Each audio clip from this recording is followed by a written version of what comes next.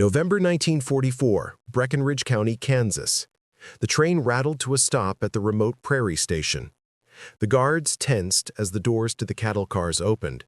Out stumbled figures in tattered gray-green uniforms, their hollow cheeks and sunken eyes telling stories of battlefields far away and rations long exhausted. They were the defeated, the captured, the enemy, German prisoners of war arriving on American soil. Before we jump back in, tell us where you're tuning in from, and if this story touches you, make sure you're subscribed, because tomorrow I've saved something extra special for you. Frieda Müller stood blinking in the harsh Kansas sunlight, her frame thin beneath her Wehrmacht uniform.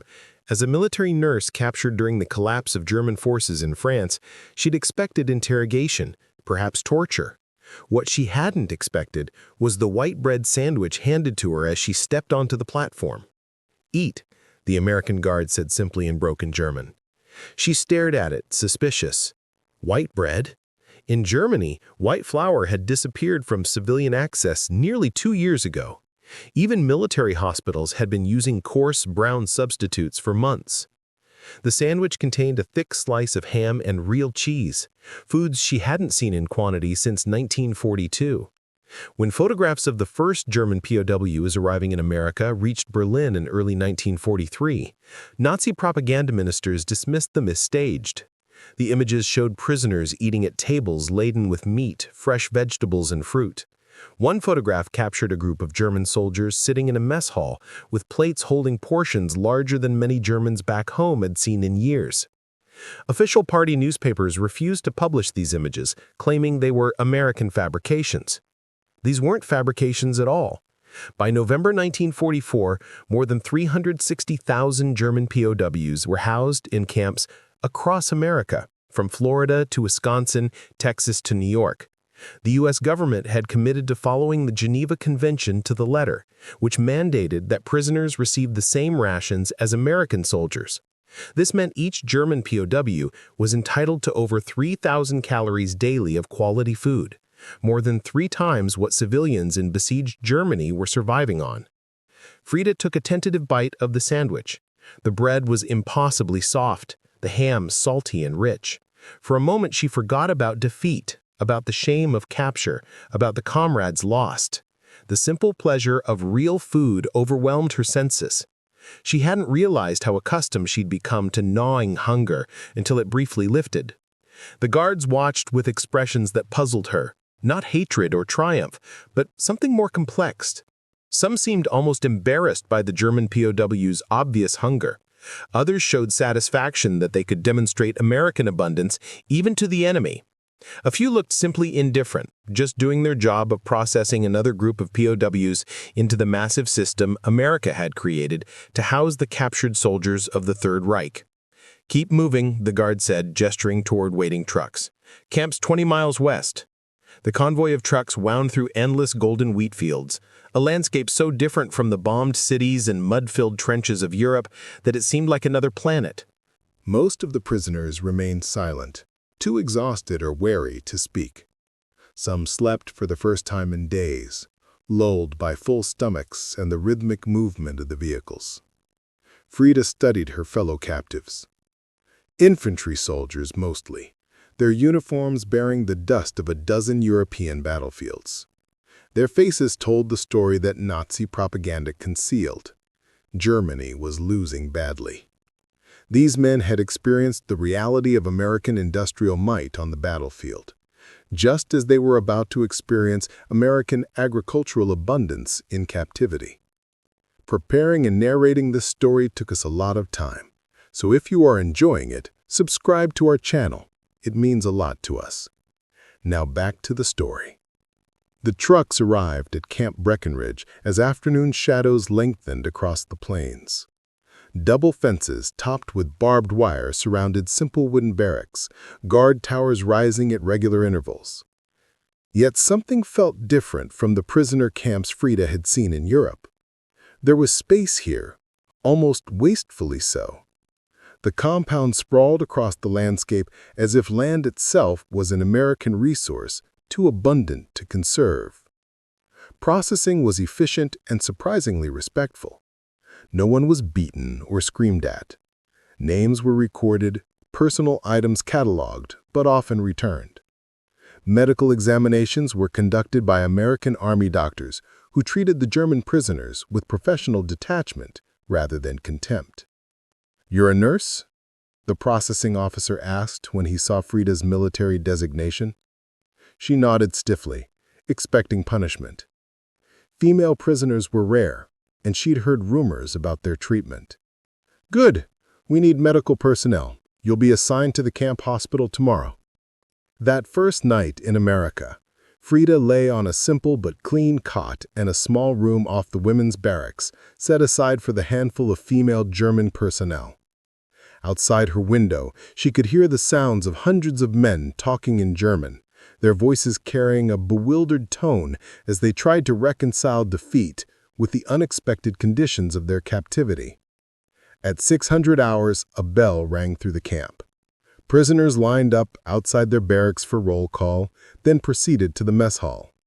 Frieda joined them, still wearing her wrinkled uniform, now bearing a PW marking in white paint on the back. The breakfast that awaited them became the first great shock of captivity for many. Eggs, bacon, toast with butter and jam, hot coffee with milk and sugar. Frieda watched as hardened veterans who had survived Stalingrad and Normandy stared in disbelief at their trays. "This can't be right," muttered Karl, an infantryman with one arm lost to American artillery. "They're showing off to break our morale. If this is psychological warfare, give me more," replied Otto, a tank commander captured when his Panzer ran out of fuel during the retreat from France. Frieda ate silently, memorizing every taste. Back in Germany, her mother and younger sisters were surviving on ration cards that provided perhaps 1 egg per week, meat once a month if lucky. The butter on this single slice of toast represented a week's fat ration in Berlin. After breakfast, she reported to the camp hospital, as instructed. The American doctor in charge, Captain Reynolds, was a spectacled man with premature gray at his temples. "Nurse Müller," he said, pronouncing her name with careful respect. We have 60 patients, mostly your countrymen, some wounded in combat, others with illness and malnutrition from before capture. We follow the Geneva Convention here. You'll work alongside our American nurses, 7 to 3 shift. The hospital was simple, but well-equipped. Medications Frieda hadn't seen in German hospitals for years were available in abundance. Penicillin, practically mythological in scarcity back home, sat in glass bottles on supply shelves. Clean bandages, surgical tools, even rubber gloves were plentiful. Her first patient was a young German soldier, barely 18, with infected wounds from shrapnel. In Germany, with supplies as they were by 1944, he likely would have lost his leg. Here, with proper antibiotics and care, he would walk again. "The Americans say we get the same medical treatment their soldiers receive," he told her in disbelieving whispers. "Is it true?" "It appears so," she replied, checking his dressings. "Why?" he asked, the question that plagued every prisoner. "We're the enemy." Frieda had no answer. The abundance made no strategic sense to soldiers raised in the harsh calculus of European warfare. Enemies were to be eliminated or exploited, not fed butter and treated with antibiotics. As days passed into weeks, the pattern of camp life emerged. Prisoners rose early, ate meals that remained shockingly generous, and were assigned work details. Some maintained the camp itself, others were contracted out to local farmers desperate for labor, with so many American men overseas. They received fair payment in scrip, redeemable at the camp canteen, another source of astonishment. The canteen sold chocolate bars, cigarettes, toiletries, even beer. Items that had vanished from German shops years ago could be purchased with a few hours of labor. Many prisoners believed it was elaborate propaganda until they tasted the chocolate themselves. Real cocoa, real sugar, wrapped in colorful packaging despite wartime. "My children don't remember what chocolate tastes like," an older Wehrmacht officer told Frieda as they both purchased Hershey bars one evening. "My youngest was 4 when the war began. She's 10 now and has never had a real piece of chocolate." His eyes filled with tears. "I've eaten better in defeat than my family has in years." Word of American abundance spread quickly through the camp population. Some refused to believe it represented typical American conditions, insisting it must be special treatment to impress or demoralize them. Others began to question the Nazi propaganda they'd been fed about American shortages and imminent economic collapse. For Frieda, the revelation came through the hospital storeroom. One day, a supply truck arrived with new shipments. She helped unload cartons of bandages, medications, even fresh fruit for patients. Oranges in December, a luxury unimaginable in wartime Europe. "Is there a shortage of anything I should be careful with?" she asked Mary, an American nurse she worked alongside. Mary looked confused. "Not really. If we run low on something, we just order more." The casual statement hit Frieda with the force of artillery. In German hospitals where she'd trained, every bandage was washed and reused until it fell apart. Medications were diluted to stretch supplies. Patients brought their own food when possible because hospital kitchens had little to offer. The contrast became even starker when the mail finally arrived. After 3 months of processing and censoring, letters from Germany reached the prisoners. Frieda received a thin envelope from her mother in Dresden. "We are managing," her mother wrote in carefully neutral language to pass censors. "The winter rations have been reduced again. Ilse has been ill, but recovered without medication, as none was available. We think often of the Schmidt's Christmas dinner 2 years ago, when we had the goose. Perhaps after the final victory, we will eat like that again." Frieda understood the hidden message. The Schmidt's goose dinner had been meager even then. Her family was starving, while she ate eggs and bacon each morning. That evening, she couldn't finish her dinner. Beef stew with fresh vegetables, a luxury meal in Germany even before the war. She pushed the food around her plate, torn between hunger and guilt. "You should eat," said Hans, a medic who worked with her in the hospital. "Starving yourself doesn't feed anyone in Germany." "How can I eat this when my sisters have nothing?" she whispered. "The Americans waste more food than we're eating," he replied. "I work in the kitchen sometimes. You should see what they throw away. Not eating doesn't change their system or help our families." The American guards observed these dynamics with their own complex reactions. Some took satisfaction in seeing former enemies confronted with American plenty. Others felt uncomfortable with the growing desperation they saw in prisoners receiving letters from starving families. Occasionally, compassion bridged the divide. Captain Reynolds noticed Frieda's distress after she received the letter. "Everything all right, Nurse Müller?" he asked during their shift. "My family is hungry," she said simply, not meeting his eyes. The next day, he quietly informed her that prisoners could send food packages home once Red Cross channels were established. The packages were small and took months to arrive, but they could contain chocolate, coffee, sugar, items worth more than gold in besieged Germany. "It's not much," he said awkwardly, "but it's something." The first Christmas in captivity brought another shock of abundance. The camp kitchen prepared a feast that would have seemed extravagant even in peacetime Germany. Roast turkey, mashed potatoes, gravy, cranberry sauce, multiple vegetables, and pies for dessert. The mess hall was decorated with paper chains and a small tree. Some prisoners had crafted ornaments from discarded materials.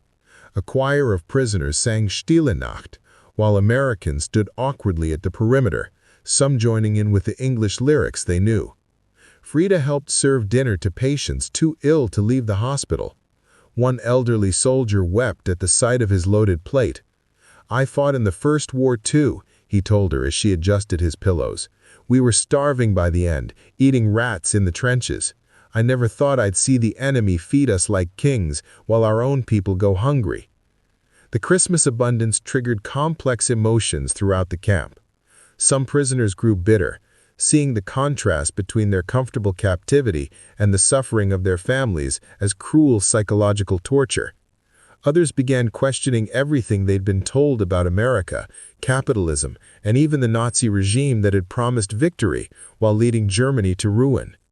They have so much they can afford to feed even their enemies this way, Otto observed during a card game in the barracks. What does that tell you about who was going to win this war all along? As the harsh Kansas winter settled in, new transports of prisoners arrived, bringing fresh news from the collapsing European front. These recent captives arrived in far worse condition than the earlier groups. Many were teenagers or men in their 50s, evidence of Germany's desperate conscription in the war's final phase. They were often malnourished, some suffering from frostbite or untreated wounds.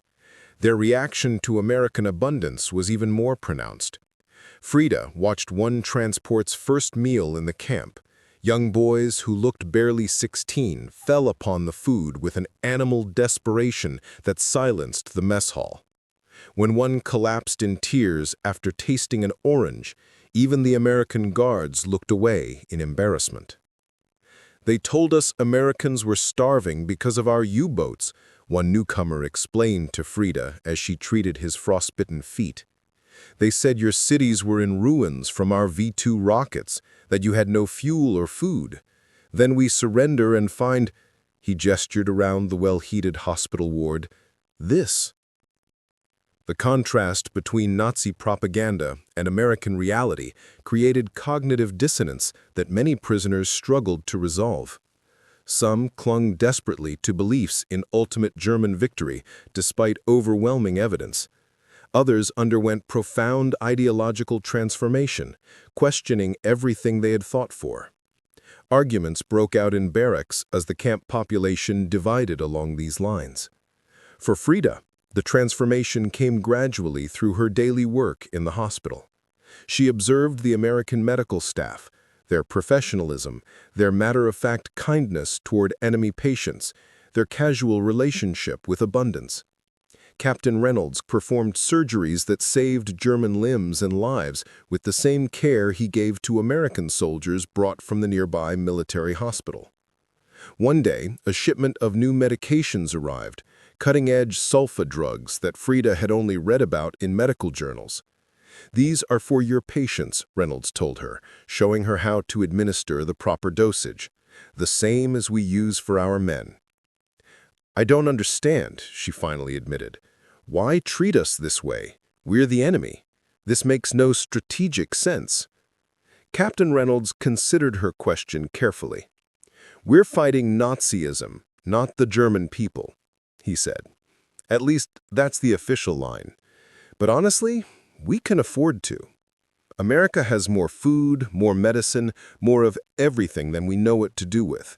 Following the Geneva Convention isn't a sacrifice for us, and treating POWs well encourages enemy soldiers to surrender rather than fight to the death." His explanation was rational, but Frieda sensed something more at work, something embedded in the American system itself. The abundance wasn't just policy, it was a fundamental reality that shaped everything else. By spring 1945, news of Germany's imminent defeat reached the camp through official channels and letters from home. The mood among prisoners shifted from disbelief to resignation to something more complex. Many began talking about the future, about what they would tell families about America when they returned home. "Nobody will believe us," Hans said as they watched a baseball game organized between prisoners and off-duty guards. "If I tell my village that I ate meat every day in an American prison camp, they'll say I've been brainwashed." "They'll see eventually," Frieda replied. "When the war ends and Americans occupy Germany, everyone will see." The baseball game continued in the spring sunshine, an incongruous scene of enemies playing together while their nations remained locked in deadly combat across the ocean. American abundance had created a strange bubble of normalcy in the midst of history's most destructive war. In May 1945, news of Germany's final surrender reached Camp Breckinridge. The announcement came over loudspeakers during the breakfast hour. The mess hall fell silent as prisoners absorbed the reality. The Third Reich was finished. Some wept openly. Others stared blankly at their plates. A few cheered quietly, prisoners who had never supported the Nazi regime. Most simply sat in stunned silence as the American camp commander read the official statement from General Eisenhower. For Frieda, the news brought conflicted emotions. The end of fighting meant survival for what remained of her family, but also uncertainty about their fate in a conquered Germany. The American guards watched the prisoners carefully that day, uncertain how defeat would affect camp morale. There were no riots, no suicides, just a heavy silence that hung over the barracks for days. "What happens to us now?" Hans asked during their hospital shift. "Do we stay here forever?" "They say we'll be repatriated eventually," Frieda replied. "But it could take months. The Americans need to stabilize Germany first." That evening, Captain Reynolds called Frieda to his office. She found him reviewing medical files, his desk cluttered with paperwork. "Nurse Müller, I wanted to inform you personally that we'll be receiving wounded American soldiers from the Pacific Theater next week. The war with Japan continues." She nodded, unsure why this required a personal meeting. "I'd like you to continue working in the hospital. Your skills would be valuable with the new patients." "You want me to treat American soldiers?" she asked, startled. "Enemy prisoners caring for your own men?" Reynolds removed his glasses and rubbed the bridge of his nose. "Former enemies. The war in Europe is over, and frankly, you're one of the best nurses we have. I'd be foolish not to utilize your skills just because you wore a different uniform." The offer left Frieda speechless. In Germany, such fraternization would be unthinkable. Enemy medical personnel would be prisoners, never colleagues. "Your German patients will be transferred to other facilities as space permits, but will need transitional care. Will you help?" She found herself nodding before fully processing the implications. "Yes, I'll help." The decision marked another shift in her understanding of America. This wasn't just about material abundance. It reflected a different approach to conflict itself. The pragmatic American mind saw no contradiction in yesterday's enemy becoming today's colleague if it served a practical purpose. The first American casualties arrived from Pacific battles with wounds different from the European theater. Tropical infections, burns from flamethrowers, injuries from Japanese tactics unseen in the German war. Frieda worked alongside American nurses, applying her skills to heal men who had been fighting her country's allies just weeks before. To her surprise, most American patients accepted her presence once they understood she was working voluntarily. Some were initially hostile, but many were simply curious about this German woman caring for their wounds. "Did you believe all the propaganda about us?" asked a young Marine with severe burns across his chest. "That we were all gangsters and Jews?" "Some did," she answered carefully. "Others learned to question what we were told." "Same with us," he replied, wincing as she changed his dressing. "They told us all Germans were Nazi fanatics. Then I get home and find out my nurse is a nice German girl. War makes everyone stupid, I guess." As summer ripened across the Kansas plains, camp life evolved. With Germany's surrender, security restrictions eased. Prisoners with certain skills were permitted to work outside the camp perimeter during the day, returning for evening roll call. The labor shortage in America grew more acute as fighting in the Pacific intensified, creating demand for workers in agriculture, manufacturing, and construction.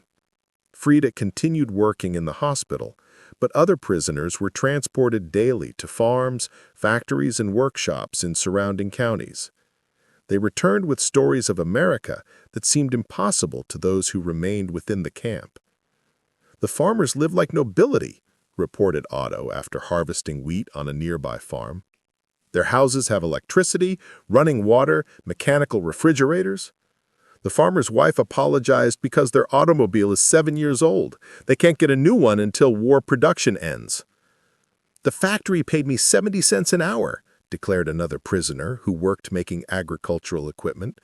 "The same wage American workers receive. I earned more in one day than my monthly salary as a corporal." American abundance revealed itself not just in food, but in everyday life. The casual wealth of ordinary citizens, the mechanization of farms, the availability of consumer goods despite wartime restrictions. German prisoners who had been told that American capitalism created poverty instead saw rural prosperity that exceeded anything in Europe. Letters from home told a different story. Germany lay in ruins, its cities bombed to rubble, its economy shattered. Frieda's mother wrote of hunger more severe than during the war, of displaced persons flooding cities, of occupation forces controlling food distribution. The contrast between her comfortable captivity and her family's suffering became increasingly painful. "I've requested repatriation," she told Hans in August, "to help my family." He looked at her skeptically. "And leave all this? For what? Starvation rations and rubble?" "It's still my home. My family needs me." Captain Reynolds was disappointed when she submitted her request, but understood her reasons. "The processing will take months," he warned. "Priority goes to prisoners with urgent family situations or critical skills needed for rebuilding." "I'm a nurse," she reminded him. "Surely Germany needs medical personnel." "True enough," he conceded. "I'll do what I can to expedite your case." Meanwhile, something unexpected happened throughout the camp network across America. As the immediate shock of Germany's defeat faded, prisoners began to absorb American values and practices through daily exposure. Many who had arrived as dedicated Nazis gradually abandoned their ideology as they experienced American society directly. The War Department, recognizing an opportunity, implemented a re-education program for German POWs. Unlike heavy-handed propaganda, the program used subtle methods, making English-language newspapers and books available, showing documentary films about American democracy, offering classes in American history and government. Attendance was voluntary, pressure non-existent. Frieda joined an English class taught by Mrs. Peterson, a local high school teacher who volunteered at the camp. The class was ostensibly for practical language skills, but subtly conveyed American values through the material selected. In America, the government serves the people, not the other way around, Mrs. Peterson explained during a lesson on civic vocabulary. The president works for the citizens. If they don't like him, they choose someone else. Such concepts were revolutionary to prisoners raised under authoritarian rule. Some dismissed them as naive idealism, but others found the ideas compelling, especially when backed by the evident success of American society. "Notice they don't force anyone to attend these classes," Hans observed. "That's confidence in their system. They believe exposure to American ideas is enough to convert us." "And is it working on you?" Frieda asked. He shrugged. "I'm learning English. The rest, we'll see." By late summer, another change swept through the camps. American authorities began allowing German POWs increased contact with local communities through supervised cultural exchanges. A church choir from town performed at the camp. Prisoners with musical talent gave a concert attended by locals. A German art exhibition displayed paintings and crafts created by prisoners. These events humanized the captives in American eyes and gave prisoners glimpses of normal civilian life. Cultural activities created a shared space where former enemies could interact as people rather than abstract representatives of opposing ideologies. Through these exchanges, Frieda met Eleanor Brooks, a local doctor's widow who volunteered at the hospital. Despite initial awkwardness, they developed a friendship based on shared medical knowledge and Eleanor's curiosity about Europe. "You must think we're terribly provincial," Eleanor remarked one afternoon as they sorted medical supplies. Quite the opposite, Frieda replied. I find Americans surprisingly cosmopolitan in outlook while maintaining something very genuine. It's difficult to explain. Eleanor considered this. Perhaps because we're a nation of immigrants still figuring ourselves out. My grandparents came from Sweden. My late husband's family was English. We're all somewhat rootless, creating something new together. These conversations opened Frieda's mind to American perspectives she couldn't have imagined before captivity. Eleanor saw the world differently, not through the lens of ancient grievances and national destiny that dominated European thinking, but through a practical framework of problems to solve and futures to build. One day, Eleanor brought a copy of Life magazine to the hospital. I thought you might find this interesting, she said, pointing to an article about the American occupation of Germany. The photographs showed destroyed German cities being rebuilt with American assistance. Marshall Plan aid was flowing into Europe. American engineers were helping restore electricity and water systems. Army doctors were fighting tuberculosis outbreaks with new antibiotics. Your country is rebuilding the nation it just defeated, Frieda said, bemused. It's practical, Eleanor replied with characteristic American pragmatism. A prosperous Germany makes a better trading partner than a desperate one. And we learned from the mistakes after the last war. As autumn approached, Frieda received news that her repatriation request had been approved. She would return to Germany in October as part of a medical personnel transport.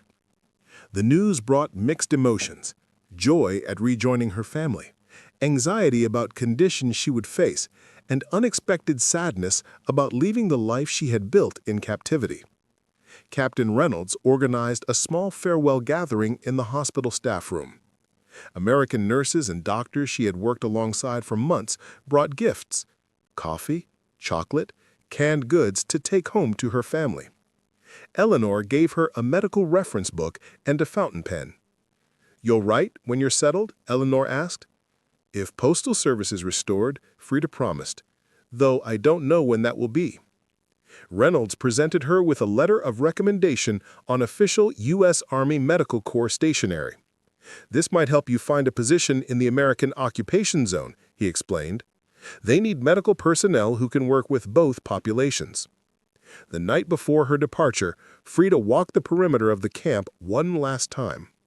The barbed wire fence that had represented her captivity now seemed almost protective, a barrier between her and the devastated homeland she would soon face. Hans accompanied her, having decided to remain in America as part of a POW labor program that allowed prisoners to continue working on farms and factories until formal repatriation. "You're choosing the harder path," he told her. "Germany is broken. It will be years before life there approaches anything normal." "It's still my home," she replied. "My family needs me." "America could be your home," he suggested tentatively. "They're starting to discuss allowing some prisoners to apply for residency. With your medical skills and English language, you'd be welcomed." The possibility had occurred to her. Many German prisoners were already speaking of ways to return to America after repatriation. The abundance they had experienced in captivity exerted a powerful pull against returning to a devastated homeland. "I need to see my family first," she said, "then decide what's next." The repatriation transport left Camp Breckinridge before dawn. Frieda and 20 other German medical personnel boarded army trucks for the first leg of their long journey home. Their American guards were respectful, even friendly. Men who had spent months or years alongside prisoners now viewed as individuals rather than enemy abstractions. The train journey to New York took 3 days. Looking out at the American landscape, Frieda marveled again at the country's vastness and prosperity. Cities untouched by bombing, farms producing more food than their local populations could possibly consume, factories running at full capacity despite years of war production. When the train passed through Chicago, she saw department store windows displaying luxury goods that had disappeared from German shops years before war even began. American civilians hurried along sidewalks looking well-fed and well-dressed, casually affluent in ways that would seem miraculous in Europe. Their worst shortages would be our greatest abundance, remarked a German doctor seated beside her. Did you know they complain about meat rationing? Their ration is 4 pounds weekly per person. In Berlin, families receive less than that monthly, if at all. At the New York harbor, they boarded a transport ship alongside American troops returning from European occupation duty. The voyage across the Atlantic would take 10 days, a floating transition between worlds of abundance and scarcity. On the ship, Frieda organized her precious cargo, the gifts from hospital staff and items purchased with her POW wages. Coffee, sugar, chocolate, canned meat, even simple toiletries would be worth more than money to her family. She had carefully selected practical items rather than luxuries, knowing the desperate conditions awaiting her. The American troops on board maintained polite distance from the German repatriates, but without hostility. The war was over. These were no longer enemies, but people returning to rebuild their country. Occasionally, curious soldiers engaged in conversation, asking about their POW experiences and their expectations for post-war Germany. "You really treated us according to the Geneva Convention," Frieda told one American officer who asked about her captivity. "Better than that, actually. I never went hungry, never experienced abuse or humiliation." "That's just how it should be," he replied, seeming genuinely puzzled that she found this remarkable. "We're not barbarians." This comment stayed with her throughout the voyage, the casual American assumption that treating enemies humanely was simply normal behavior, not exceptional kindness. The contrast with how Germany had treated its prisoners could not have been more stark. The ship docked in Bremen in late October 1945. The Germany that greeted Frieda bore little resemblance to the nation she had left. The harbor facilities lay in ruins, rebuilt just enough to receive ships. Beyond the docks, the city stretched out in acres of rubble. Buildings stood as hollow shells. Streets had been cleared just enough for military vehicles to pass. American military police processed the returning prisoners efficiently, checking documentation and providing orientation. An officer explained the occupation zones, ration card systems, and transportation options available to returnees. The organization impressed Frieda. Amid chaos, Americans created systems that functioned. Her journey to Dresden would take several days through the devastated landscape. The American zone of occupation was noticeably different from areas controlled by other Allied powers. More organized, better supplied, rebuilding proceeding at a faster pace. Roads had been cleared, bridges temporarily repaired, transportation slowly returning to function. The most striking difference between American and German territories wasn't physical infrastructure, but the attitude of the occupiers. American soldiers acted as administrators rather than conquerors, treating German civilians with professional detachment rather than vengeful triumph. Military government focused on practical necessities, preventing disease, restoring utilities, and ensuring basic food distribution. Frieda traveled first by military transport, then by intermittent civilian trains as she moved deeper into Germany. Each leg of the journey revealed more destruction, more human suffering. Refugees crowded stations, homeless families camped in the shells of buildings, children with hollow eyes begged from travelers. She clutched her packages tightly, the American abundance she carried now seeming almost obscene amid such deprivation. Yet she knew how desperately her family needed these supplies. Dresden, when she finally reached it, existed only as a shadow of the city she had remembered. The firebombing had left little standing. Her mother's neighborhood had been reduced to rubble, temporary shelters erected amid the ruins. Finding her family required asking neighbors, following rumors, checking refugee registration lists. She located them finally in a basement apartment shared with 2 other families. 8 people in a space meant for storage. Her mother had aged decades in the years since Frieda had seen her. Her younger sister, Ilse, 14 now, was painfully thin, with the prematurely aged face of children who had known nothing but war and hunger. Their reunion mixed joy with shock. They could scarcely believe she had returned, had survived, was standing before them with packages of food and supplies that seemed magical in their abundance. "The Americans treated you well?" her mother asked, examining Frieda's healthy appearance with wonder. "We heard rumors but couldn't believe them."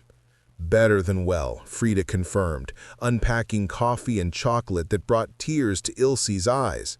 "I was never hungry, not once in captivity."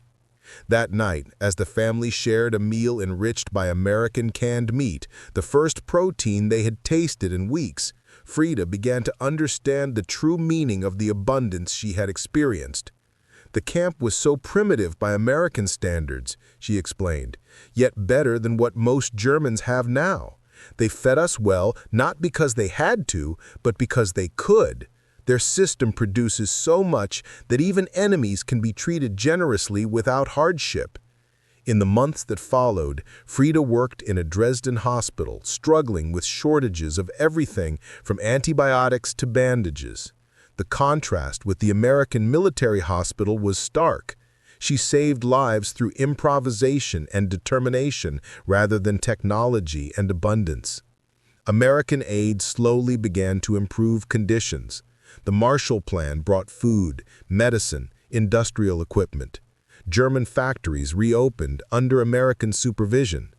Agricultural production increased with American seeds and fertilizers. Slowly, gradually, scarcity gave way to sufficiency in areas under American control. Frieda kept her American connections. She corresponded with Eleanor, exchanging letters that took months to arrive. She used Captain Reynolds' letter of recommendation to obtain a position with the American Occupation Medical Services, which paid better and had more supplies than German facilities. Many of her fellow former POWs followed similar paths, seeking work with American organizations or applying skills learned in American captivity. Their experience of abundance had transformed them, not just through exposure to material wealth, but through contact with a system that produced such abundance that generosity toward enemies became possible. Years later, when the Berlin airlift demonstrated American commitment to former enemies threatened by new adversaries, Frieda understood what her POW experience had shown her. American abundance wasn't just material.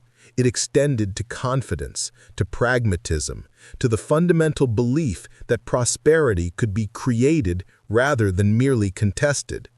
The German economic miracle that followed, built on similar principles of production and exchange, created a prosperity that eventually exceeded even what she had witnessed in America. From the ruins of defeat emerged a new Germany that embraced productivity, innovation, and trade, rather than conquest and ideology. For Frieda and thousands of other German POWs who had experienced American abundance firsthand, this transformation held special meaning. They had tasted the future during captivity, a future where production outpaced scarcity, where former enemies could become allies, where prosperity emerged from the ashes of war.